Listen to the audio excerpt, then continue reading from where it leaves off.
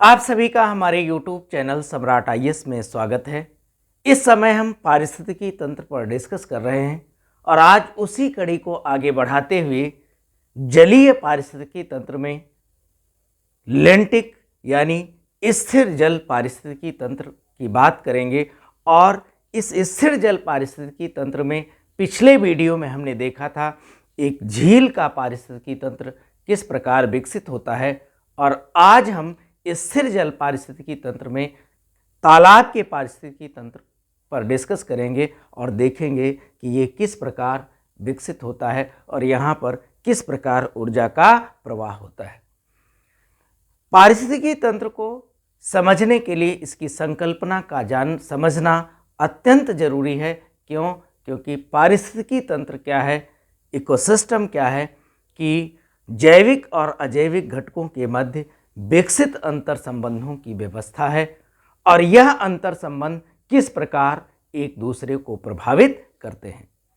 तो जब हम किसी तालाब के पारिस्थितिकी तंत्र की बात करेंगे तो यहाँ पर, या हम किसी भी पारिस्थितिकी तंत्र की बात करेंगे तो आपके लिए बहुत महत्वपूर्ण बात क्या है कि उत्पादक क्या है, वहाँ पर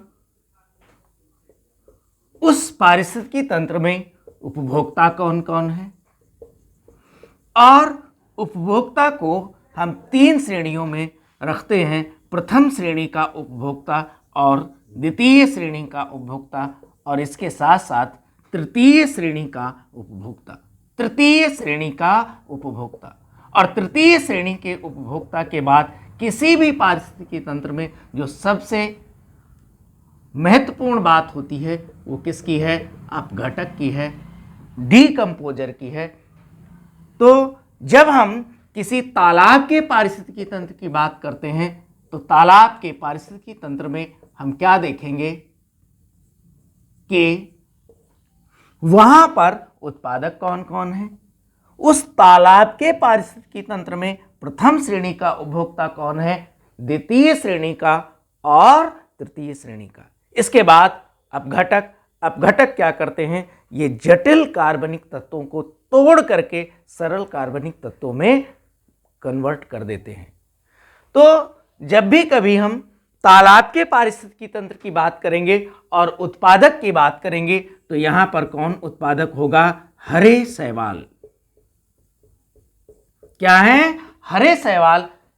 इसके साथ साथ अगर हम बॉटनिकल शब्द का प्रयोग करें तो हम क्या कह सकते हैं, फाइटोप्लैंक्टन, यानी ऐसे सूक्ष्म वनस्पतियां जिनकी कोशिकाओं में क्या है, क्लोरोफिल पाया जाता है।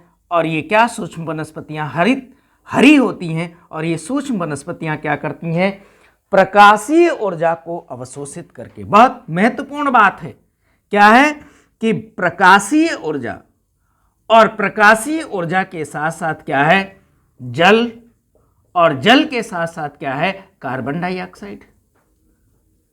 तो जल और कार्बन डाइऑक्साइड, प्रकाशीय ऊर्जा, जल और कार्बन डाइऑक्साइड, ये तीनों रासायनिक अभिक्रिया करके एक बायोलॉजिकल जैविक क्रिया करते हैं जिसे क्या कहा जाता है, प्रकाश संश्लेषण कहा जाता है। और इसी प्रकाश संश्लेषण की क्रिया के द्वारा ये प्रकाशीय ऊर्जा किस में कन्वर्ट हो जाती है, रासायनिक ऊर्जा में।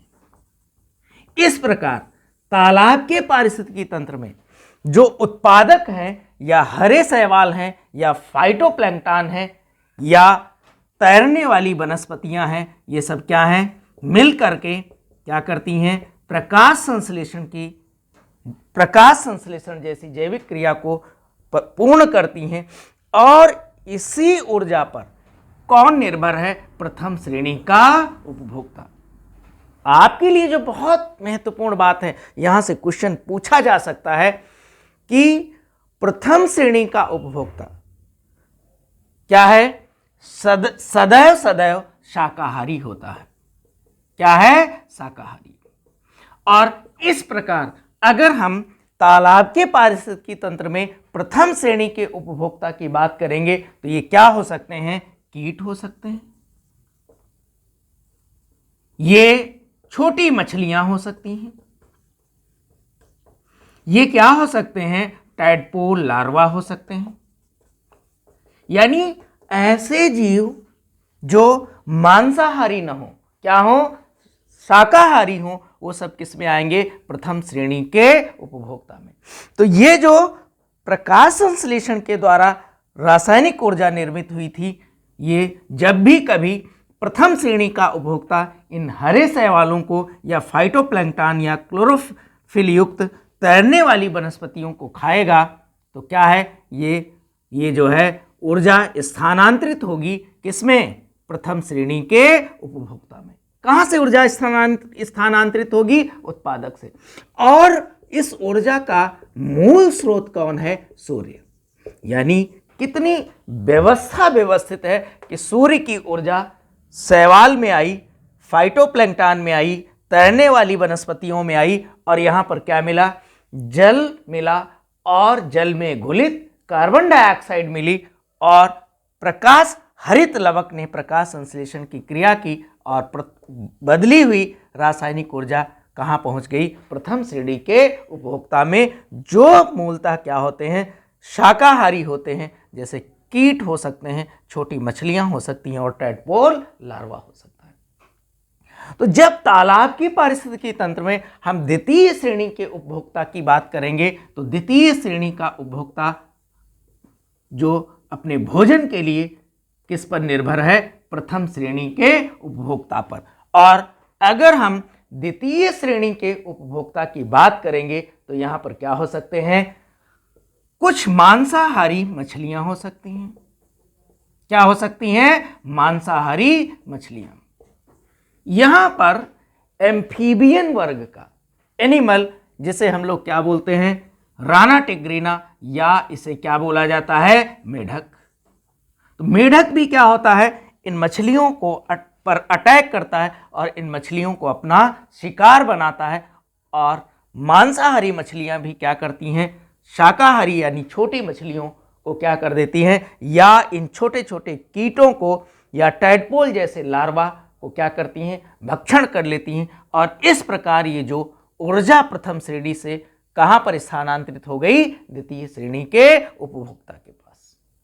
और जब हम किसी तालाब के पारिस्थितिकी तंत्र का सूक्ष्म अध्ययन करते हैं तो वहां पर अगली जो श्रेणी दिखाई पड़ती है वो कौन सी है? तृतीय श्रेणी के उपभोक्ता। यहां पर क्या हो सकते हैं?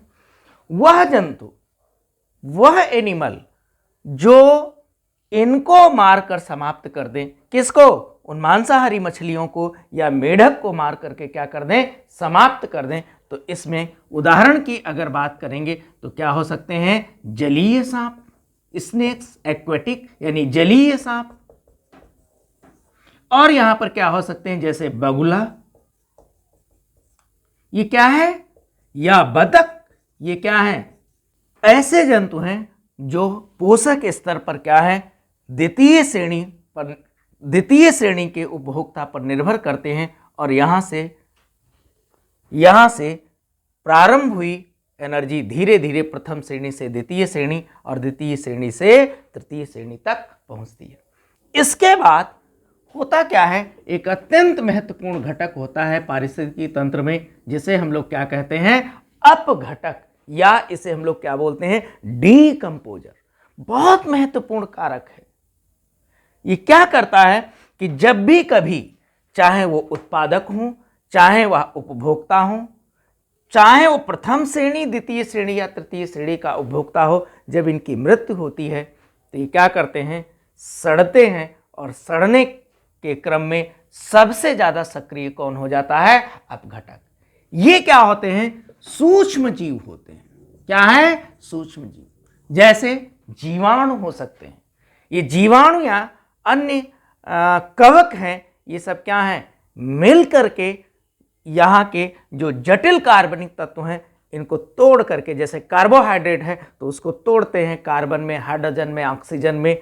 प्रोटीन है, प्रोटीन के जो पॉलीपेप्टाइड बांड होते हैं उनको तोड़ते हैं, और कार्बन, हाइड्रोजन, नाइट्रोजन जैसे अनेक छोटे छोटे तत्वों में इसको तोड़ करके बिल्कुल क्या करते हैं? समाप्त कर देते हैं। और ये जो जटिल कार्बनिक तत्व हैं अंत समय में क्या है? सरल कार्बनिक तत्वों में कन्वर्ट हो जाते हैं, और वहीं उसी तालाब में क्या है, तालाब की मृदा में ये क्या है, मिल जाते हैं।